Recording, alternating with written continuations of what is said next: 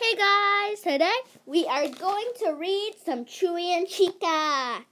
Ruff, ruff, woof, woof, woof, woof, woof, woof, woof, woof, woof, woof, woof, woof, woof, woof, woof, woof, woof, woof. So guys, they're Chihuahuas. And so guys, if you didn't know that, they're Chihuahuas. And so guys, The Puppy Place by Ellen Miles. Oh my. Redo. The Puppy Place. Special edition where every puppy finds a home. Chewy and Chica by Ellen Miles. Chapter 3. As Mom parked the van, Lizzie looked down at the tiny black and white puppy in her lap and shook her head. She still couldn't believe what just happened back there at the shelter. For years and years and years, she had begged her parents to let her have a puppy. It had taken her parents her forever to convince them to be a foster family for puppies, and twice forever before the Petersons got a dog of their own. Now pretty much all Charles had to do was say please, and Mom had agreed to take care at once. At first, Lizzie was steamed. It wasn't fair. It wasn't right. It wasn't. Wait, Lizzie stopped herself before she said a single word out loud. Was she crazy? No matter how it was happened, in fact, was that her family was going to be fostering these two tiny puppies. That was good news, even though Lizzie was usually more of a big dog person. The truth was that she loved all puppies, and she could already tell that these two mini puppies were going to be maxi fun. The two puppies started to yip and yelp as soon as the van door opened, and they no, they're home, said Lizzie as soon as they got out of the van. Lizzie's puppy pulled her right out to the bushes by the sides of the driveway. Look, she even knows where to pee. Lizzie bent down to pet her puppy. What a good puppy. Who's a good girl? Good girl. Charles' puppy peed too. Then they led the dogs up the walk. When Mom opened the front door, there was the Bean to welcome them home. Uppy! The Bean yelled. Next to him, Buddy jumped up and down, barking at the puppies. Oh no! Lizzie tried to help her puppy back.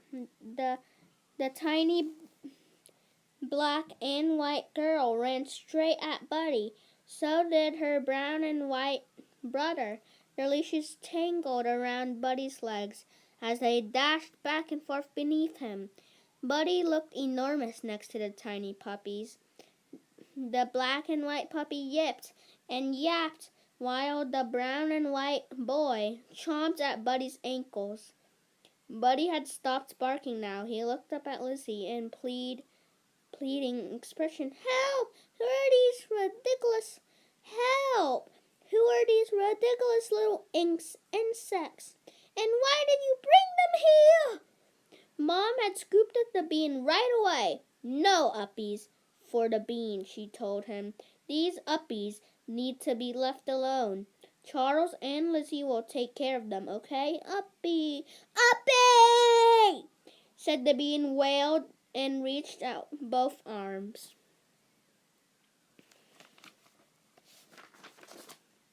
What is going on here? Dad came into the hallway, drying his hands on a dish towel. What's all that yapping? Lizzie grinned. We have two new puppies to foster. I can see that. Dad smiled down at the wild puppy pile at his feet.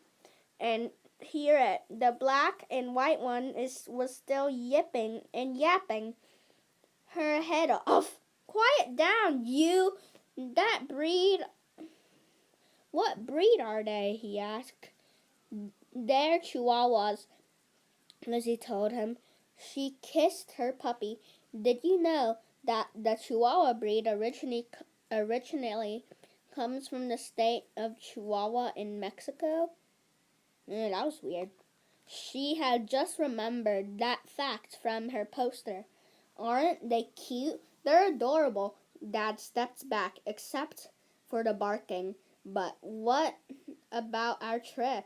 We decided we'd rather foster these puppies. Charles didn't think you'd mind, Lizzie said.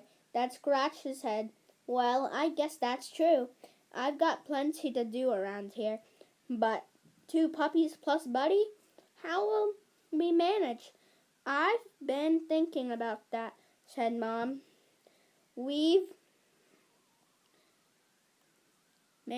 I've been thinking about that, said Mom.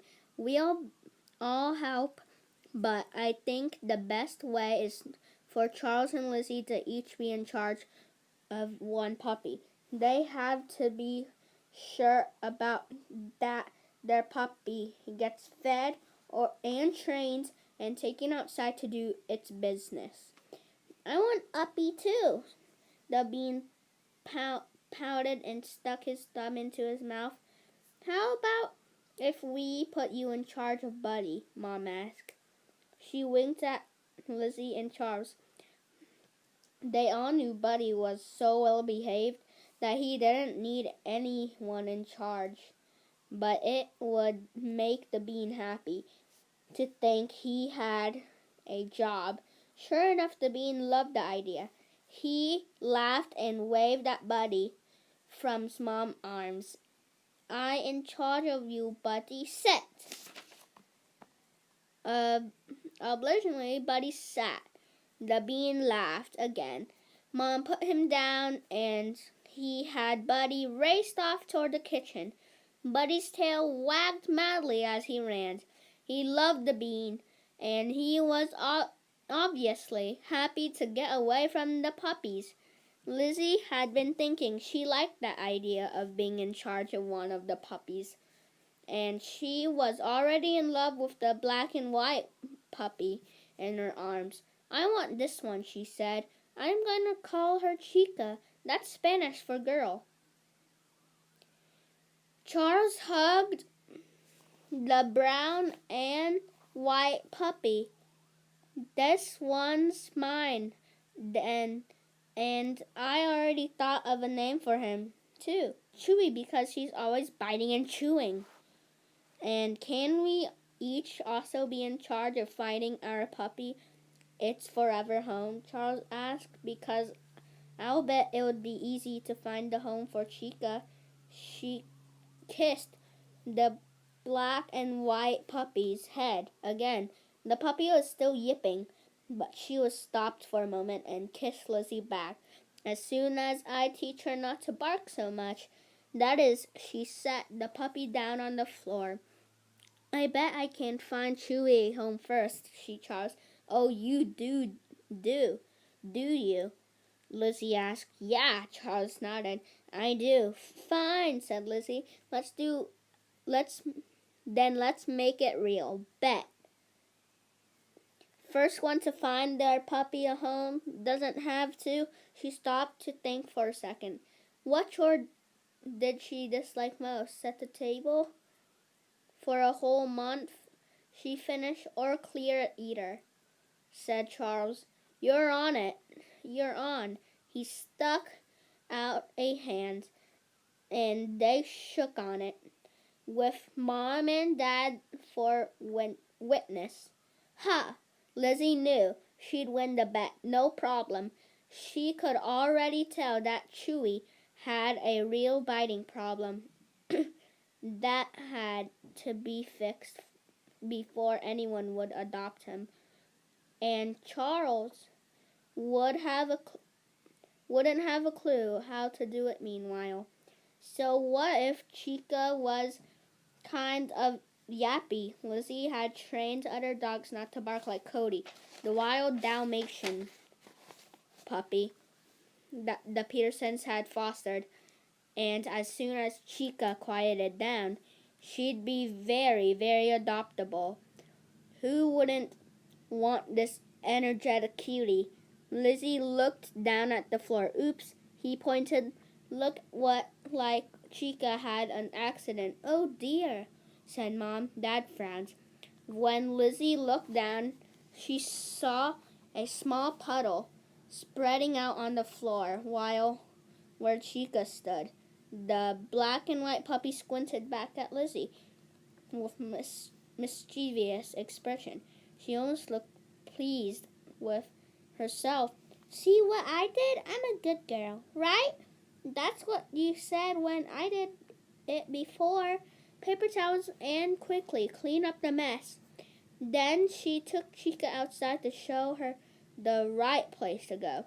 But of course, Chica didn't have to go anymore.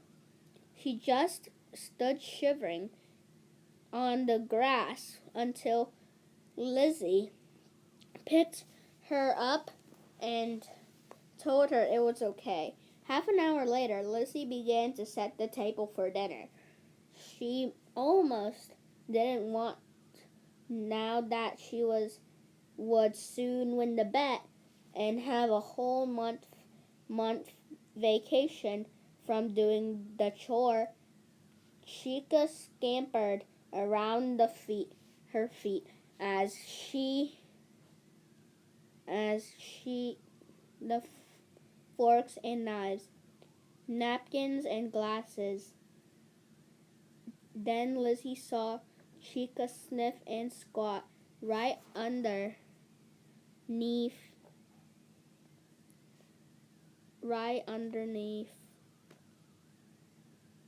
the table. Fortunately, she was on the wooden floor, not on the beautiful old Ortonal rug Mom had recently inherited from her great aunt. No, Chica. Lizzie scooped up the tiny puppy, ran her out of the back door, and set her on the grass. Chica stood on and squinted up at Lizzie, with her head cocked to one side and her ears perfectly perked. It's nice out here, but why the big rush? Anyway, now I know how to get you to take me outside to play. All I have to do is squat down. Cool, Lizzie groaned. House training a puppy could be a real challenge. She had found that out when the Petersons fostered their first puppy, Goldie. But Goldie had been a quick learner. How long would it take Chica? Back inside, as Lizzie cleaned up Chica's latest puddle, she reviewed the rules for house training in her mind. The first and most important rule: never yell at a dog or a puppy unless you caught her in the act. A puppy didn't understand what she had done wrong, even if you showed her the puddle. Or Lizzie shuddered at the thought, rubbed her nose in it. The second rule: when the puppy did the right thing, when she did her business outside, make a big deal out of it. Give her lots and lots of praise and petting. Eventually, once the puppy got the idea, you could start to put a word to the action. As the puppy was peeing,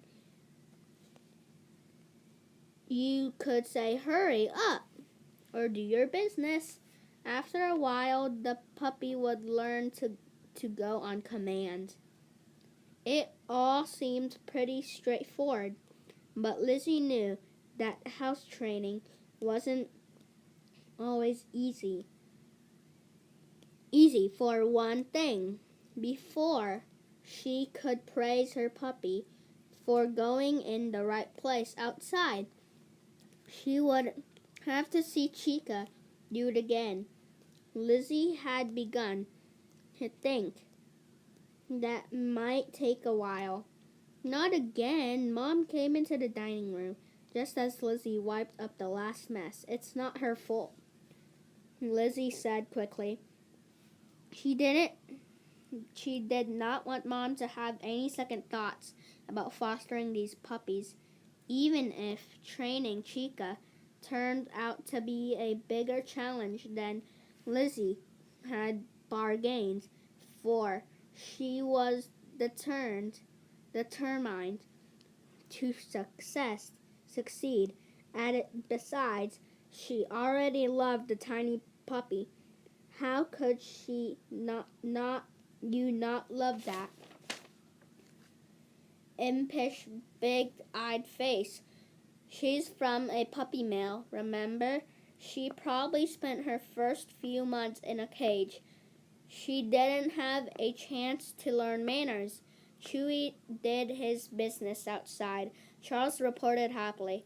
He had just walked into the room cradling the brown and white puppy in his arms. Didn't you? You good boy. He looked down at Chewy and made kissy noises. Lizzie knew that Charles was trying to get to her, so she smiled. Good for him, she said. Now all you have to work on is that chewing habit. She pointed to Chewy, who was busy chomping on Charles' shirt cuff. Charles cleared his throat. No problem, he said. He's a smarty. He'll learn. All I ask is that you both keep a very close eye on your puppies, said Mom. Let's keep the messes and destruction to a minimum. She looked down at the floor. I suppose we should roll up Aunt Nell's rug for the time being and put it away. Totally unnecessary, Lizzie told her. I'm on the case. I promise to watch Chica every minute. Dad had set up a puppy crate in the kitchen, and Charles and Lizzie settled their puppies in before dinner. Charles and Chica looked happy and cozy, cuddled together in a pile on the red flannel sheet the Petersons used for all their foster puppies. At least Chica won't pee in there, Lizzie said. That was one of the great things about using a puppy crate for training dogs. Dogs did not like to pee where they sleep, so they would hold it while they were in the crate. Of course, Lizzie knew it was not fair to leave a puppy in the crate for more than a couple of hours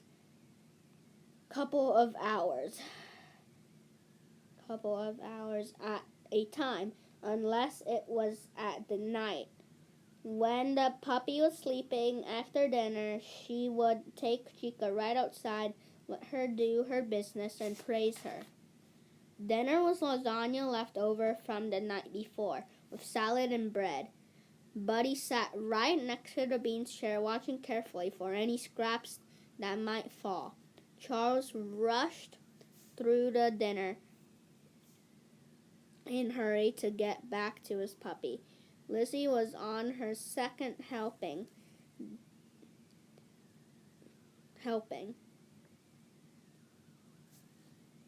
Oh my, I thought it stopped. What a terrible place for dogs. Puppy mill, Dad asked. I've heard about puppy mills. Is there one around here?